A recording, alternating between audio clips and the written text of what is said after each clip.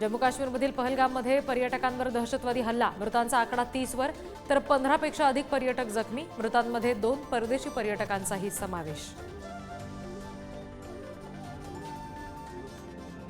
पहलगाममधील दहशतवादी हल्ल्यामध्ये महाराष्ट्रातील 6 पर्यटकांचा मृत्यू, डोंबिवलीमधील 3, पुण्यातील 2 आणि पनवेलमधल्या एका पर्यटकाचा मृत्यू, 3 जण जखमी।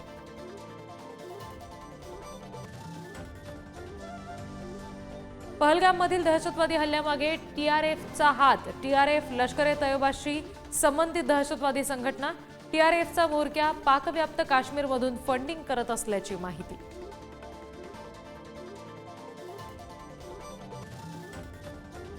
दहशतवादी हल्ल्यानंतर पंतप्रधान मोदी सौदीचा दौरा अर्धवट सोडून परतले, मोदींच्या उपस्थितीत पार पडणार उच्चस्तरीय बैठक, दहशतवादी हल्ल्याला जशास तसं उत्तर देण्यासंदर्भात रणनीती ठरण्याची शक्यता।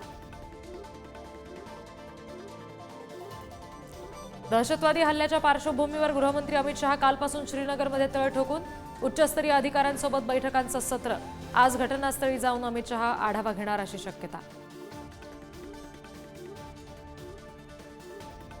दहशतवादी हल्ल्यानंतर जम्मू काश्मीरमधील पर्यटकांमध्ये प्रचंड भीतीचं वातावरण, अनेक पर्यटक जम्मू काश्मीर सोडून निघण्यास सुरुवात।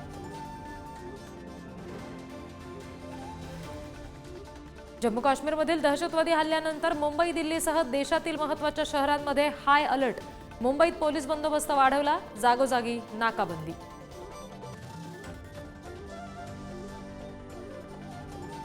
दहशतवादी हल्ल्यानंतर अमेरिकेचे राष्ट्राध्यक्ष डोनाल्ड ट्रम्प यांच्या पंतप्रधान मोदी यांना फोन, दहशतवादाविरोधात अमेरिका भारतासोबतच, ट्रम्प यांचं आश्वासन, रशिया, इंग्लंड, ऑस्ट्रेलिया, इस्रायलकडून सुद्धा हल्ल्याचा निषेध।